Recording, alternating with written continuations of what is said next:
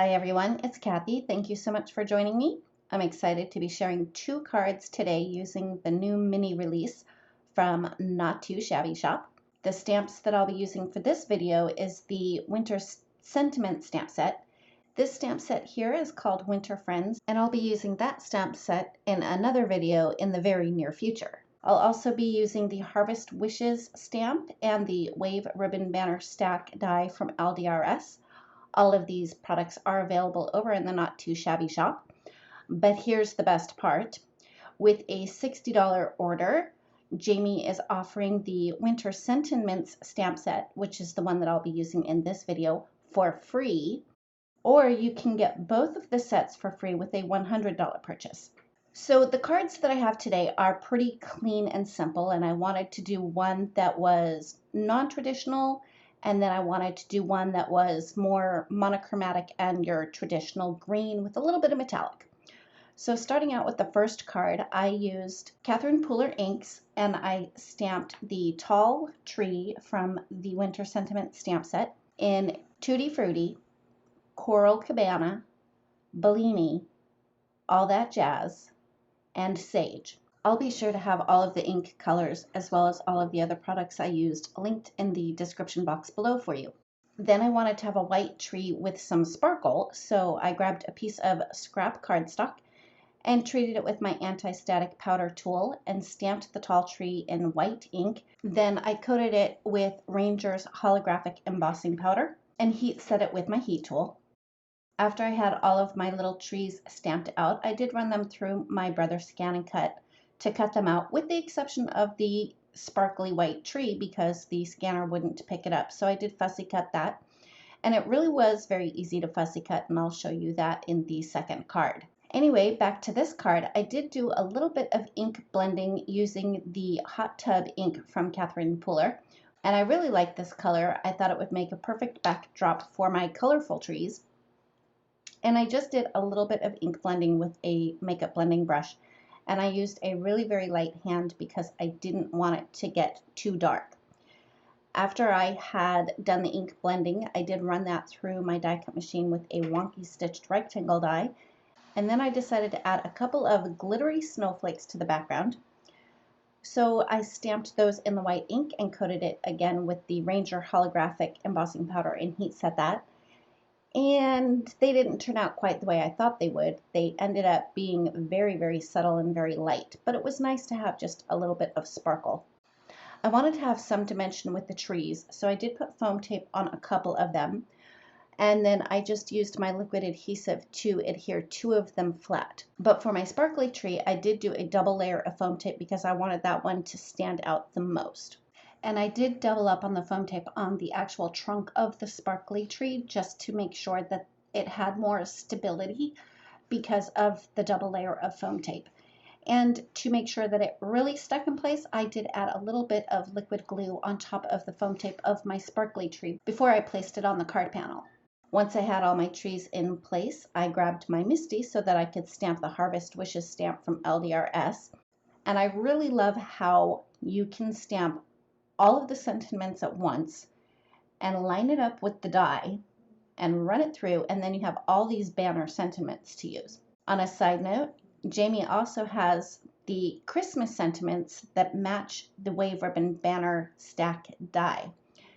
Anyway, it's really easy to use. All you have to do is stamp your sentiments, and then when you place your die on top, you want to line up the dark circles with the open circles on the die, and then you'll get a perfect cut every time. After I ran that through my die cut machine, I chose the sentiment that I wanted, and I did do a double layer of foam tape on the outer edges of the banner, and then I put another double layer between the sage green tree and the coral cabana tree, and then I added a little bit of liquid glue on the tree trunk of the white sparkly tree just to make sure that my banner was going to stay in place.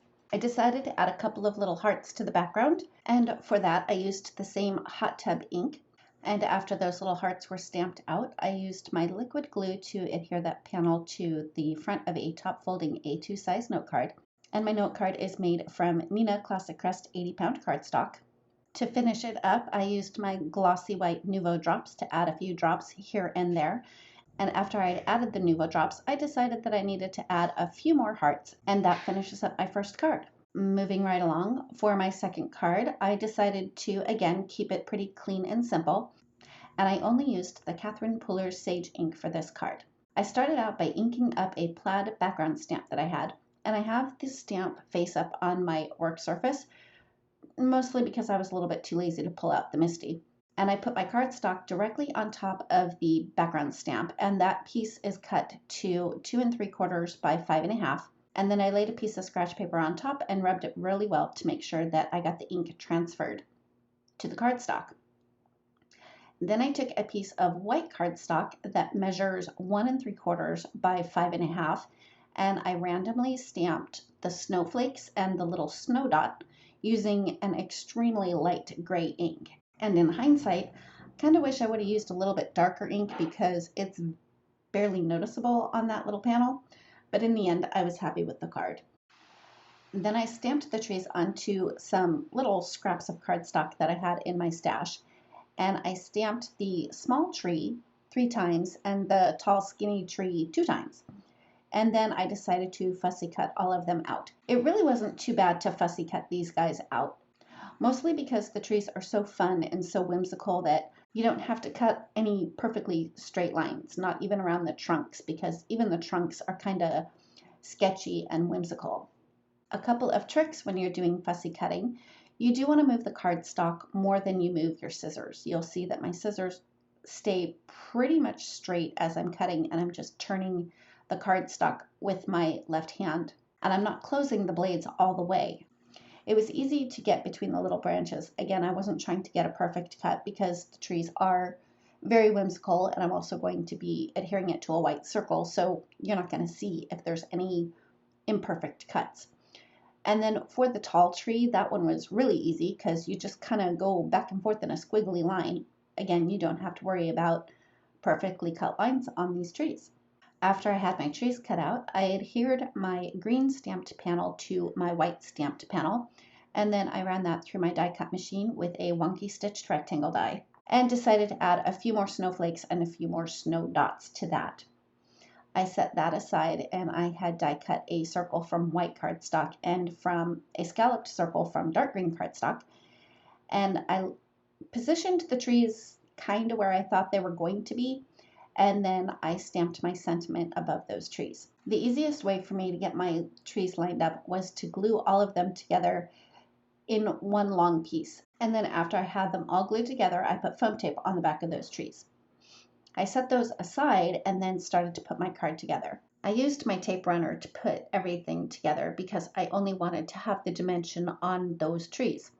So I used my tape runner to adhere my stamped panel to a piece of dark green cardstock, and the dark green cardstock measures 4 1/8 by 5 3/8. Then I adhered that to the front of a top folding A2 size note card, and of course my note card is made from 80-pound Neenah Classic Crest cardstock. I adhered the white circle onto the green scalloped circle, and then adhered that to the front of the card. Since my trees already had a whole bunch of foam tape on the back side of them, I just popped them right into place.